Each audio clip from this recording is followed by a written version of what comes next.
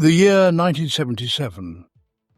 Standing on one of the beaches of Rio de Janeiro is Ronnie Biggs. He's around 50. Beside him is a blonde woman half his age. To an observer, Ronnie might seem like a typical British tourist in the midst of a midlife crisis. However, the sunny beaches of Rio attracted the man not only with their ocean views and young Brazilian women in bikinis. Back in his homeland of Britain, the police have been actively searching for him for more than 10 years due to what is perhaps the most significant robbery of the 20th century. The year 1963. On an August night, a Royal Mail train travels from the north of the country to London. In the carriages, several dozen employees sort letters, a standard service run of the postal service. However, at this time of night, one of the carriages carries something significantly more valuable than sheets of paper in envelopes. 50 kilometres from the destination, the driver stops the train upon noticing a red signal ahead. His assistant descends to check the situation. Seeing the silhouettes of several men near the carriage, he assumes they are railway workers. The strangers approach closer. They are dressed in military uniforms and masks. Thus begins, if not the greatest, then certainly one of the most significant robberies in the history of the 20th century. The criminals will need only 30 minutes to detach a few carriages, move them from one location to another, overcome the resistance of the guards, seize more than £50 million calculated in modern money, and vanish into the night.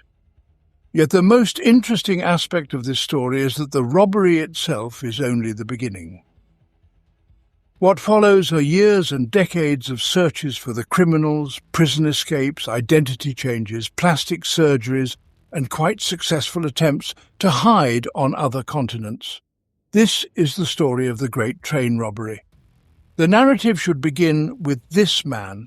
He too robbed a train, but 60 years before the events that interest us, and he did it not for real. I am speaking of the film The Great Train Robbery of 1903. The 12-minute reel, which changed the history of cinema, interests us in this case not because of its plot or artistic merits.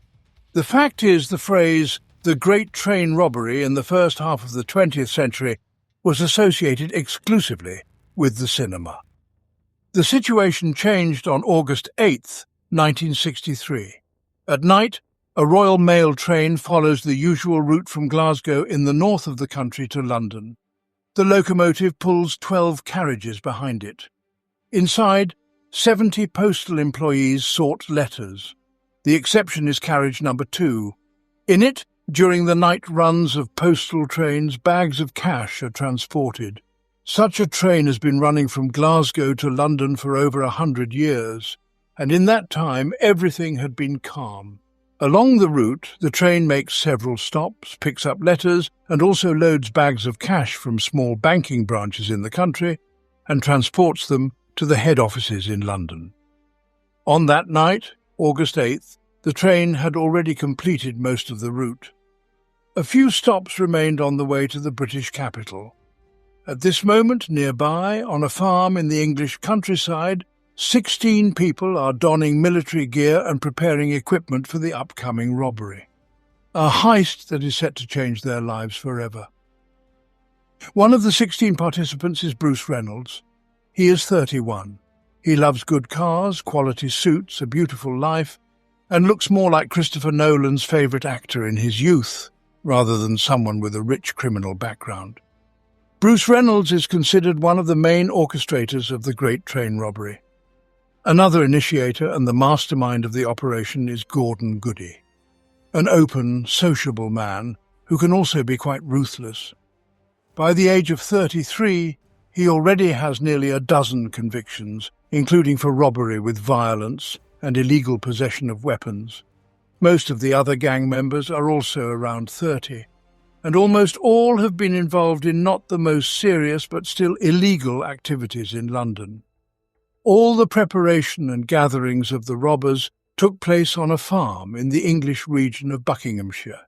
The property was acquired several months before the operation. The location was not chosen by chance. Firstly, the place is in the wilderness, in a rural area. There are fewer people around, or in this case, potential witnesses.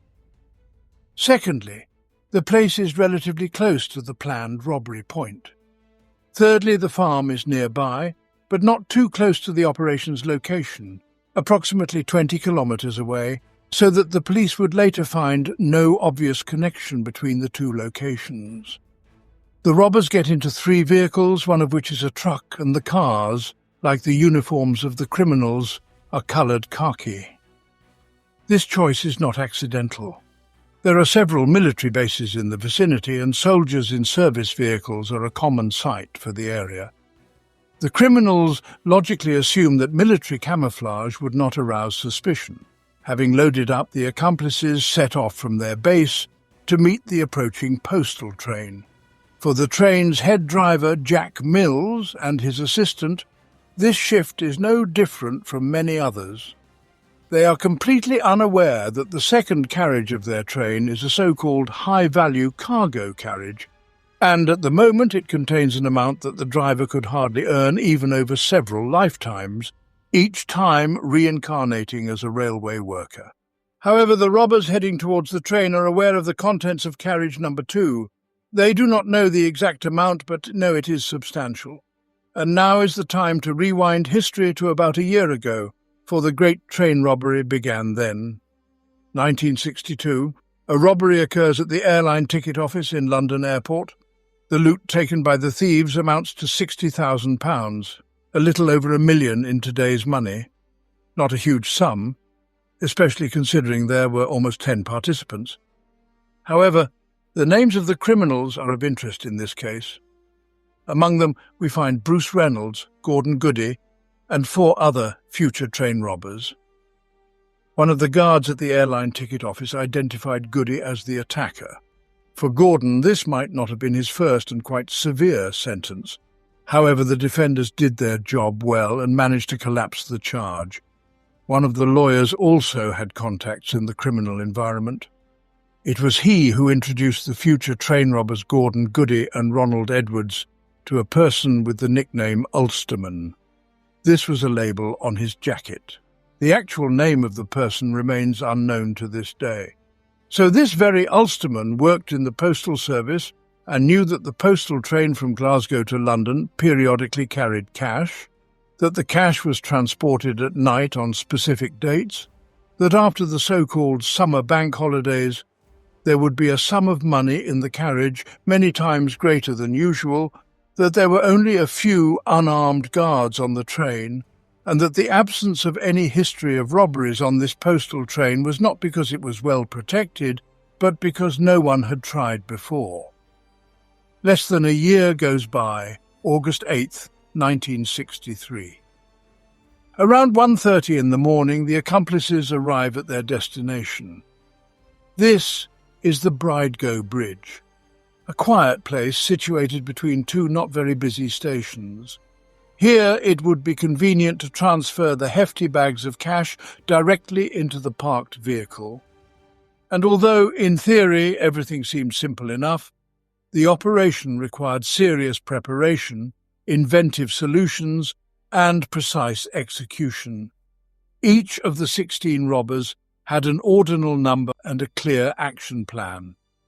According to their calculations, the accomplices had only half an hour from the moment they stopped the train. During this time, the dispatchers and police would not have time to react and arrive at the scene. One of the main complexities of the train robbery lies in the following. It is moving. It only stops at stations and terminals where there's plenty of security. So before robbing the train, it needs to be stopped. For this, Roger Caudry was called into the gang. He had his own small team of people who were quite successfully engaged in train robberies. However, they did this in another part of the country and on a scale completely incomparable with what was expected this time. At 2:50 a.m., the robbers are in their places. One group stands on the right, the other to the left of the railway tracks.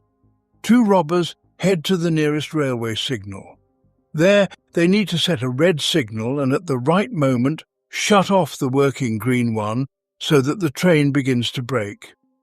However, the person responsible for setting the signals commits a gross mistake, which jeopardizes the entire operation.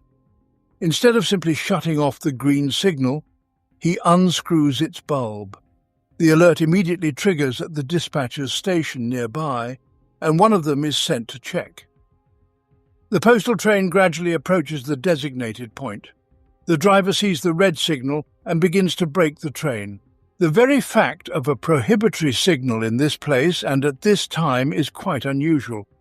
However, there are repair works ongoing at this section, and the driver assumes it's somehow connected to them. After the train comes to a halt, the assistant leaps from the locomotive and runs to the nearest trackside phone to contact dispatchers. However, the line is dead.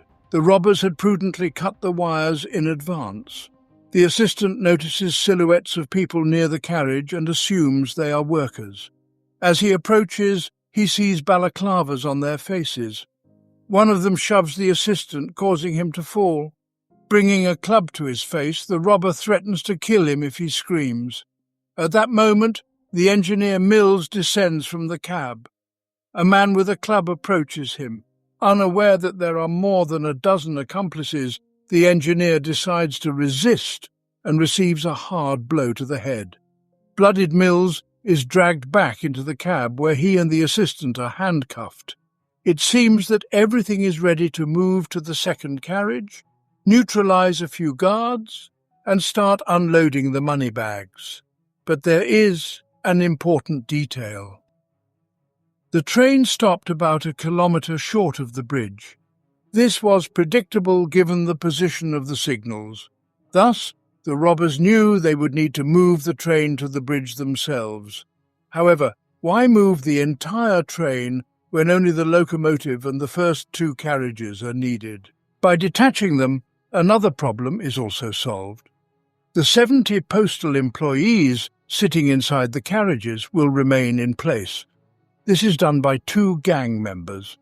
To move the train to the bridge, the robbers have brought their own elderly engineer. But at the crucial moment, the locomotive inexplicably fails to move. The robbers are unaware that railway staff had already received a signal from a non-functioning signal, and one of the workers had been dispatched to investigate. Regardless, the entire operation is in jeopardy. The train isn't moving and time is slipping away. Nearly a dozen robbers in the engineer's cabin are visibly nervous.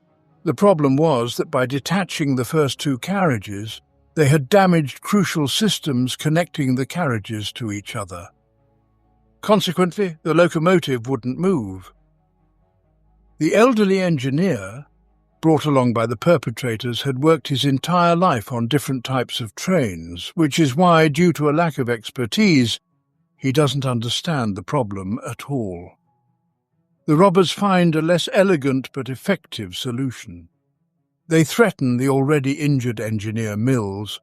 He takes control and manages to drive the carriages to the Bridego Bridge. The rest is a matter of technique. The robbers smash the windows of the second carriage and conceal the doors. They order several unarmed guards to lie face down on the floor. Next, forming a human chain, the criminals load the bags of money into parked vehicles. In total, there are 120 heavy bags, containing over 600 bundles of notes. The total weight of the entire load exceeds 2 tons. Bruce Reynolds, observing the scene from a distance, checks his watch. The half-hour allocated for the operation has elapsed. It is time to wrap up and head to the farm. The robbers order the train's engineers and guards to remain still for half an hour. This time should be enough for the accomplices to escape. All members of the gang get into the cars loaded with money and leave. Most of them are in a state of euphoria. They do not yet know the final stolen amount. But what they do know for sure is that there is enough money to mark the division in each of their lives into a before and after. Despite their considerable experience in criminal affairs, none of the participants was a wealthy person, quite the opposite indeed.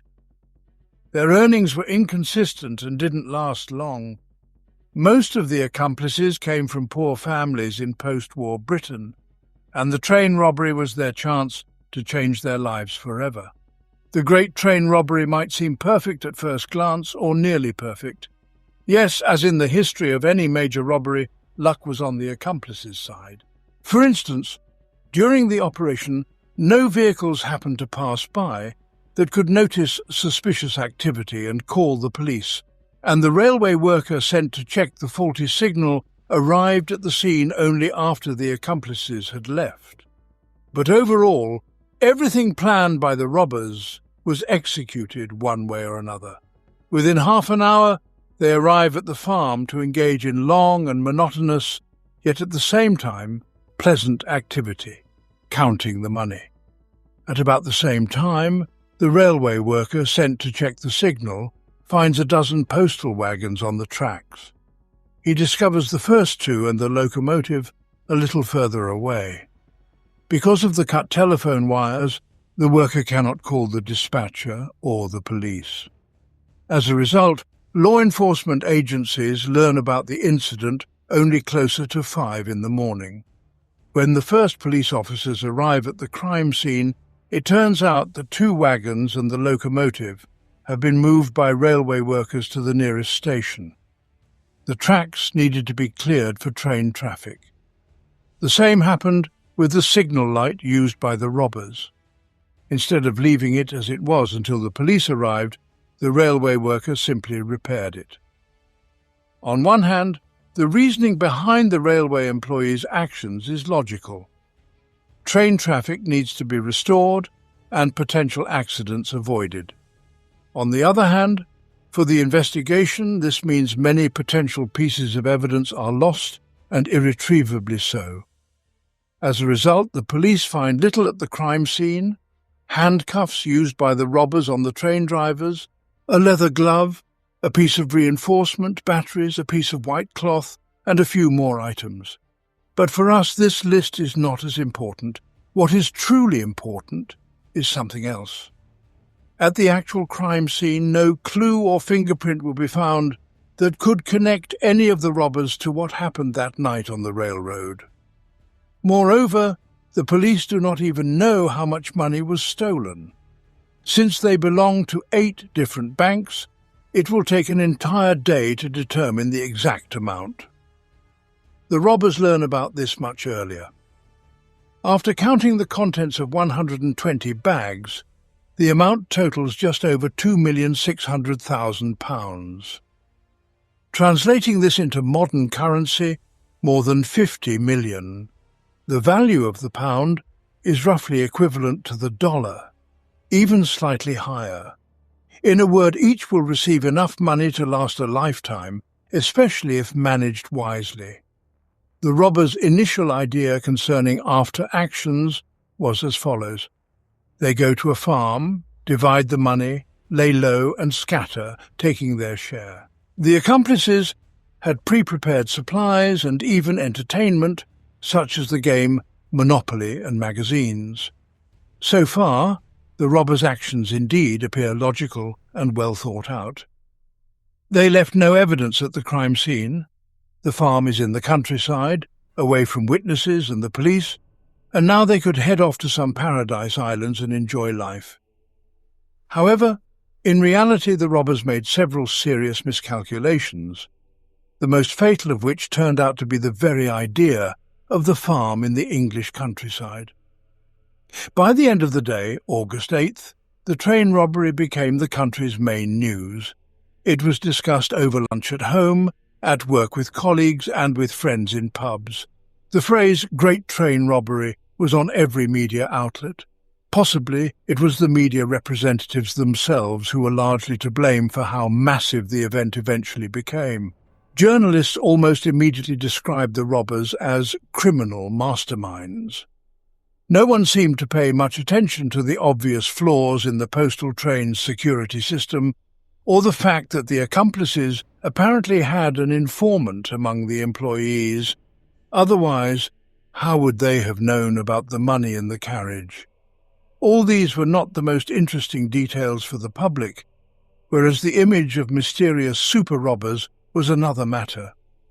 The information the police had was extremely sparse. They had finally determined the exact amount stolen, gathered useless evidence at the crime scene, and interviewed witnesses. The latter turned out to be the most valuable resource. Recall the details of the crime, more precisely what the robbers said, and speculate on what information might be most valuable and important to the investigation. As you understood, the robbers communicated very little during the process. Each knew what to do, they referred to each other by numbers, and their faces were hidden by masks. However, before leaving with the money at dawn, they instructed the train drivers and guards not to move for 30 minutes. With a bit of deduction, the Scotland Yard investigators conclude the criminals likely hid in a location reachable from the Bridego Bridge within 30 minutes. Moreover, the assistant driver, while lying face down, managed to notice one of the accomplices' vehicles. It was a khaki-coloured truck. The police decide to share this information with reporters and broadcast on the radio that the robbers were in vehicles resembling military ones. Then at the farm, where the criminals were hiding, panic ensued. There were two main problems. The first issue is that their base was not located in the bustling London, nor was it deep in the remote, deserted Tiger. Nearby, one way or another, there were other residents of the rural area. There was always a chance someone might have seen their vehicles before or after the operation. The second problem is even more serious. The robbers were supposed to escape with the money in these vehicles, a plan that now clearly goes down the drain. Repainting the cars is not a bad solution, but there is not enough paint on the farm. The only means of transport they can use is a bicycle. Moreover, just one for all of them. Eventually, Roger Caudry takes the bike and goes to a nearby house of an acquaintance to solve the transport problem. As you understand, the brilliant heist no longer looks so brilliant. And when I said that the most fatal failure of the robbers was indeed the farm, this is what I meant. The very idea of setting up a base in the countryside could only come to people who have spent their entire lives in the city. A village is not a place for secrets. Everyone knows what is going on with their neighbour. Due to the small number of people, everyone is sort of in the spotlight. However, the main issue is not even about preparing for the operation on the farm, but about everyone heading there afterward. The accomplices could have immediately headed to London after the completion, arriving there within an hour, and then no one would have found them. The only reason they went to the farm with the money was distrust. Each wanted to personally verify the amount stolen and that they received a fair share. This fact simultaneously explains the reasons for the upcoming failure and at the same time refutes the widespread myth that there was some important person who was the grey eminence and main beneficiary of the robbery, whose name remains unknown to this day. Listening to information on the radio, the panic grows stronger on the farm. It becomes clear that the arrival of the police here is only a matter of time. The robbers try to burn evidence, gear, and used equipment. However, they quickly realize that smoke might arouse suspicion. Then the accomplices begin to clean items of fingerprints and other traces. It becomes obvious that the great train robbery might have been great, but only halfway. The accomplices had not thought out the escape plan at all. Jumping ahead, I would say that only 2 out of 16 bothered to prepare anything remotely resembling an alibi at the time of the robbery. Many of the accomplices apparently believed that everything would end at the moment when the money was in their hands. Meanwhile, the police skillfully used the few resources available to them. Besides witness testimonies, informants become an important key to the investigation. In the post-war decade in Britain, the thin line between law and lawlessness was maximally blurred, both for society and for law enforcers. The former often engaged in or took advantage of not entirely legal activities. The latter unashamedly used methods far from lawful practice in their work. Paying informants within criminal circles was absolutely normal for the police. Investigators of the so-called Flying Squad, a division of Scotland Yard specialising in the investigation of thefts and robberies, specifically employed this method. Thanks to tips from several informants, a list of potential suspects is compiled, and a large part of this list eventually ends up behind bars. At the same time, vehicles resembling army ones or repainted army vehicles are being stopped on the roads. The list of potential farms and country houses where the robbers might have hidden gradually narrows, and the reward for valuable information constantly increases. Gradually, it reaches £260,000. This is an absolutely insane amount for those times, around 5 million today. It provides the police with a huge amount of data from concerned citizens. 5 days after the robbery, 2 local inspectors come to check one of the farms in the Buckinghamshire area. The police discover vast supplies of food, dishes, dozens of rolls of toilet paper, and other signs that many people had recently lived here. But the main finds were the following: khaki suits, masks, gloves, as well as numerous money bags, wrappers from bundles of banknotes, and even £600 in cash. It doesn't take Sherlock Holmes to link this place to one of the major robberies in British history. The state in which the robbers left their farm speaks of only one thing: they were in a panic. Only this can explain such behaviour from otherwise experienced criminals. Many years later, participants in the events will claim that cleaning the farm of evidence and fingerprints was supposed to be the responsibility of a special individual who, for some reason, did not fulfill the task. But it is highly likely that this is complete fabrication and part of the mythology of the Great Train Robbery. All the robbers, in one way or another, managed to find transport and leave the farm. It's worth noting, however, that, for example, Bruce Reynolds secured a vehicle called the Austin Healey for evacuation purposes. In those times, this was an expensive sports car. It is akin to trying to discreetly leave the scene today in a Ferrari. Not the wisest decision. The robbers, knowing that the police were literally on their tails, hid in the homes and apartments of acquaintances from the criminal world. Some contemplated how to leave the country. One undeniable advantage was that the accomplices had money, which solved many life problems. Here, of course, it is impossible not to mention the banknotes. But can the robbers even use their loot? After all, as we know, banknotes have numbers by which they can be traced. And in that same postal car, there were absolutely different banknotes: Scottish, Irish, from different years of issues. Part of the old banknotes was actually being transported for destruction, to withdraw them from circulation. But all this is not so important. What truly matters is the following.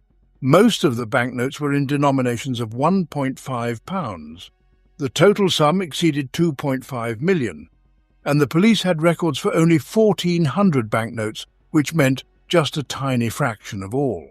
In other words, the robbers could use their money without much fear of being caught.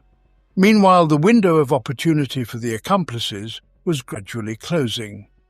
The police not only had a fairly accurate list of suspects thanks to informants, but also various witnesses began to identify the accomplices. Their photographs were printed in newspapers. After just a week, 2 people were arrested. While attempting to rent a garage, the owner recognized them and called the police. One of those sketched was Roger Fordry, the very one responsible for stopping the train. Upon arrest, he tried to hide the key to the apartment where the money was located in his posterior. The attempt failed and the police seized all his money, approximately £140,000. Thus it became roughly clear what the share of each participant was. Another day passed, and a couple accidentally found several bags of money in the forest. Besides the banknotes, inside there was a cheque from a Bavarian hotel in the name of Mr. and Mrs. Field. Lawyer Brian Field was one of those who once connected the gang members with the railway informer and later helped the robbers hide. Then the house of cards of the Great Robbery began to collapse rapidly. Over the course of several months, the police gradually arrested more than a dozen participants in the robbery. Only a few people remained on the run. Every event related to the investigation was widely covered by the press. Gradually, it turned into a series, or rather a reality, because it was happening for real. Not only was the astonished public following the news, but so were the robbery participants on the run. Some were feverishly trying to make fake documents and leave the country, as Bruce Reynolds did, for example. Others acted creatively and decided to radically change their appearance. Ronald Edwards went on a strict diet. After a thorough analysis of the farm, experts found several hundred fingerprints, many of which matched those of the arrested individuals. At the beginning of 1964, the trial of the accused in the Royal Mail train robbery began. At that time, it was the most high-profile trial in British history. A huge amount of press, the wives and girlfriends of the defendants, and of course the interested public. The prosecutors faced a difficult task. The connection of most defendants with the farm was obvious since their prints were found there. However, how to prove that the same people directly participated in the robbery and were not simply sitting at home at the base and were passive accomplices? The key witnesses, namely the train guards and conductors, were useless since none of them saw the faces of the criminals. This was what most of the defendants were counting on. They did admit guilt for participation, but not in the direct robbery of the train. Nevertheless, the men on the dock could not count on lenient sentences, much less acquittals. The immense attention to the case was not in their favour. Both the jurors and even the judges are people too. For the past few months, the main news of the country has been the great train robbery. Or more precisely, the incredible scale and audacity of this crime.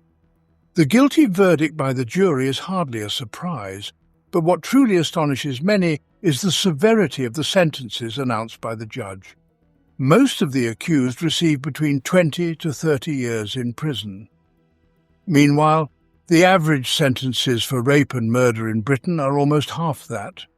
Many residents of the country understand that the crime doesn't quite fit the punishment. But most importantly, those participants in the robbery who have not yet been caught by the police understand this. Despite the arrest and conviction of most accomplices, the story of the Great Train Robbery is far from over. It will stretch over half a century, and the most unexpected twists and events are yet to come. Many surely have a logical question. Most of the robbers have been caught. But what about the money? Did the police manage to find it? And this is indeed an interesting question, not only because everyone is intrigued by someone else's money, but because it has a direct impact on the further development of the story. I remind you that the stolen amount was approximately $2,006,000. All that the police were able to find during the arrests was only a few $100,000. It is not difficult to assume that the rest remained with the robbers. This is indirectly confirmed by the fact that all the accused were able to pay for legal services, which went up to £30,000. Where did the not-so-wealthy thieves get such money? A rhetorical question.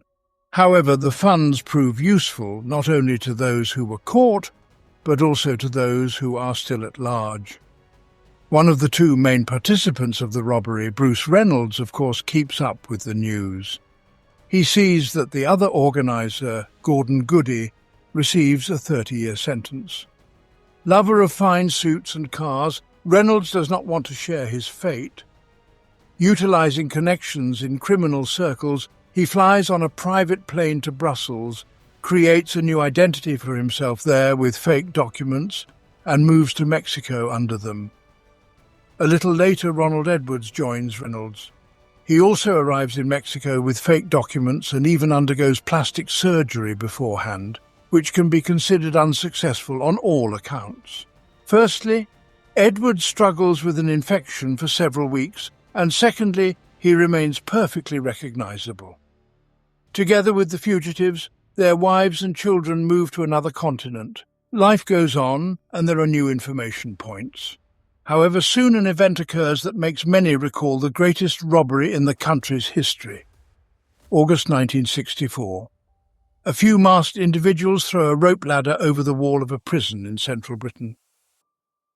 They tie up the guard patrolling the area and gradually make their way to the cell where 30-year-old Charlie Wilson, one of the participants of the Great Train Robbery, is sitting.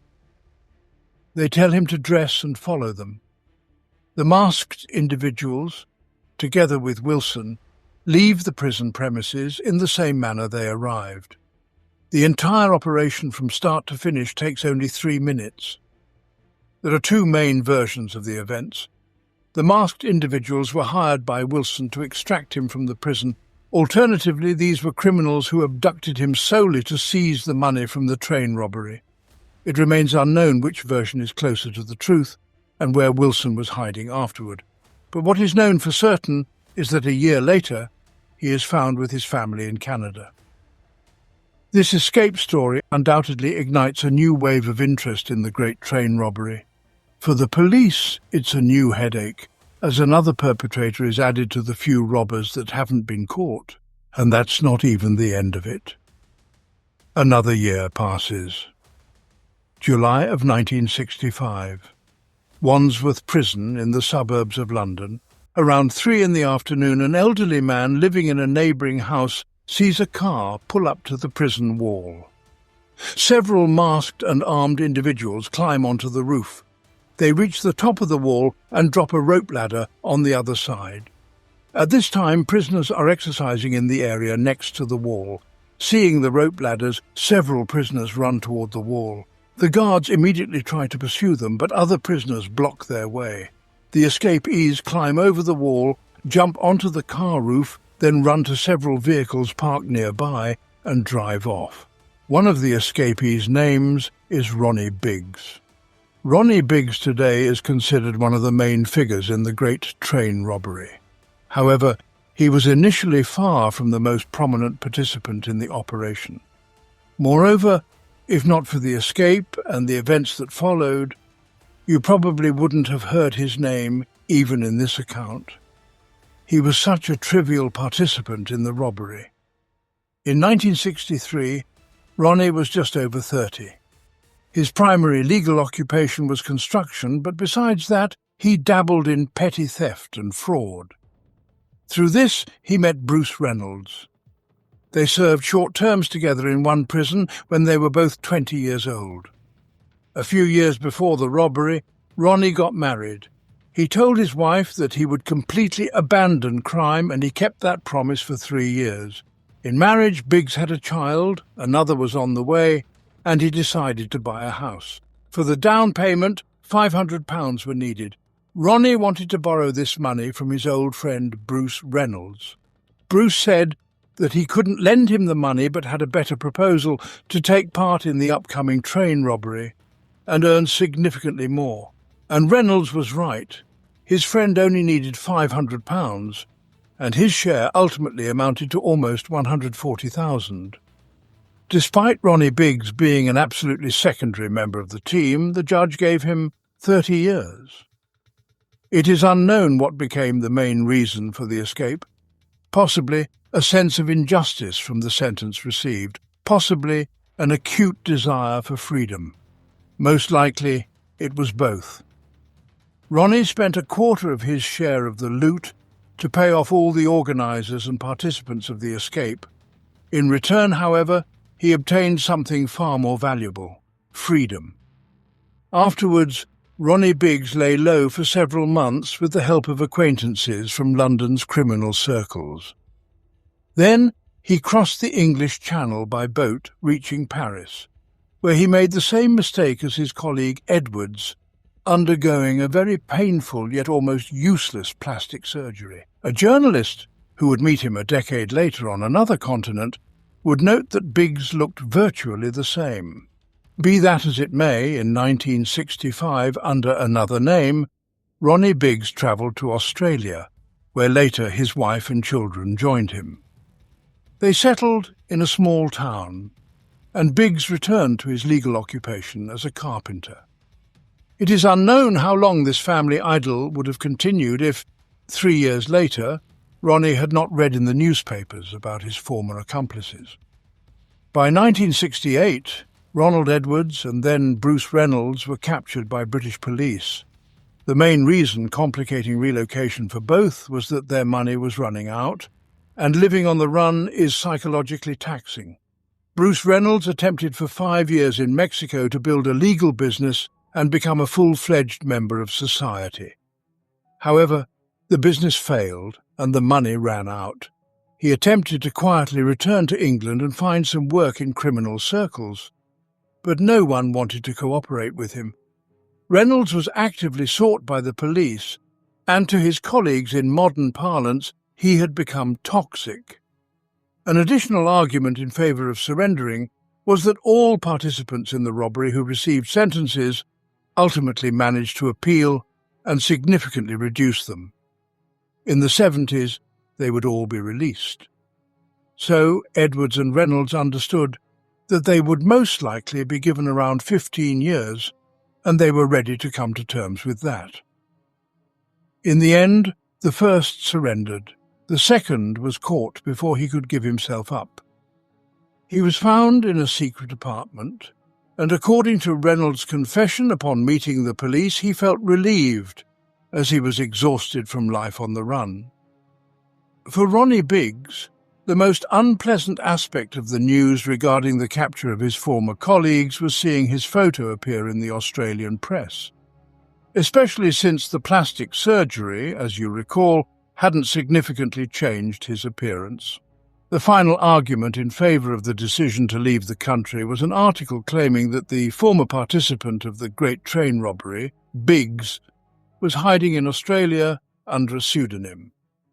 In the end, his wife and children stayed behind while Ronnie departed for Panama.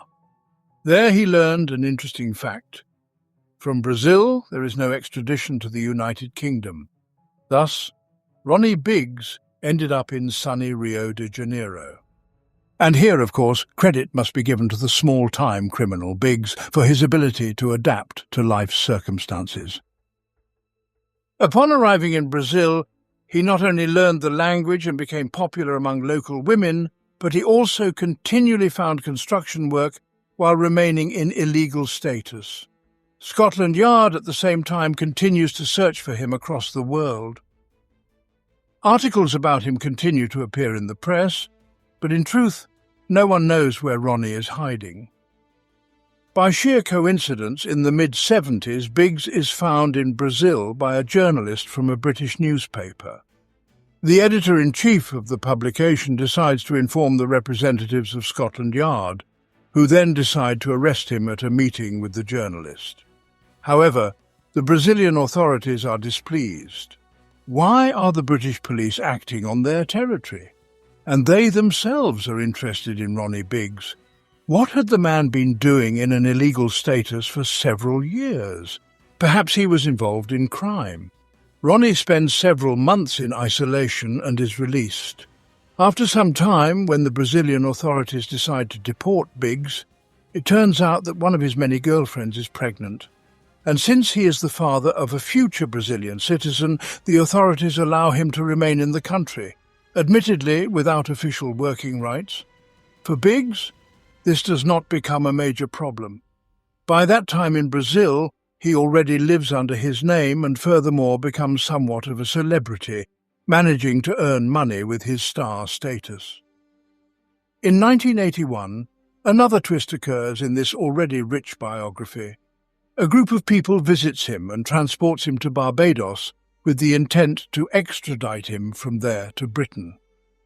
However, the Supreme Court of Barbados sides with Biggs and sends him back to Brazil. It's hard to believe, but eventually Ronnie Biggs will make it back to his homeland. This will only happen in 2001. In the decades prior, he mainly lived off his son, a member of a children's pop group, and scraped by with odd jobs like advertising security systems.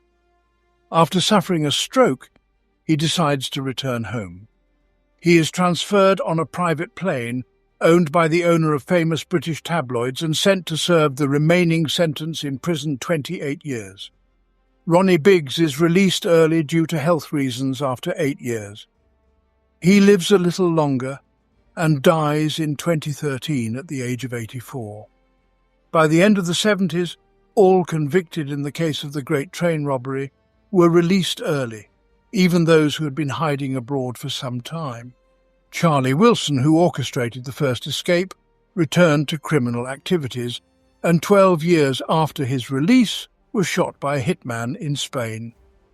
Buster Edwards modestly ran a flower stall after prison and committed suicide in the mid-90s. Bruce Reynolds lived a long life. After his release from prison, he mostly earned from various interviews and memoirs related to the main crime of his life. However, this activity did not allow Reynolds to lead the glamorous lifestyle he loved. Perhaps the only member of the gang who managed to use the loot wisely was Gordon Goody. After his release from prison, he moved to Spain, where he ran a small bar and only passed away in 2014 at the age of 85. Incidentally, shortly before his death, Goody revealed the name of that mysterious oysterman, who was a postal service employee and shared information with the robbers. According to Goody, the true identity of Oysterman is Patrick McKenna. The man indeed worked in the postal service at the time. However, whether he was indeed the mysterious informant, we are unlikely to ever know. Just like the names of the 3 robbers, whom the police referred to exclusively by numbers. They were never caught, and their identities were never revealed. According to the recollections of one of the Scotland Yard investigators, they actually knew who these people were, but never managed to find any evidence against them. Over the last several decades, many participants in the events have given interviews and even written entire autobiographies, often offering versions of the events that contradict each other. But what unites many of these recollections is the robbers' desire to portray themselves as better, smarter, and more significant. However, if one looks at the history in detail, thanks to documents, police reports, and press archives, it seems that the Great Train Robbery is not so great after all. The eventual failure of the participants is linked either to sloppiness, laziness, excessive self-confidence, or a lack of mental faculties. Most likely, it's a combination of all of the above. The only question is, in what proportions? But the reason why, over the last few decades, the criminals have tried to maintain the myth of a great robbery is understandable. What it was intended for didn't succeed. None of them, in general, managed to drastically change their lives. One of the robbers later recalled that his main motivation to participate in the affair was that he didn't want to follow his father's fate, who left this world as poor as he was born. However, judging by the biographies of the crime participants, this is exactly what happened to them in the end. All they were left with is the myth of the Great Train Robbery.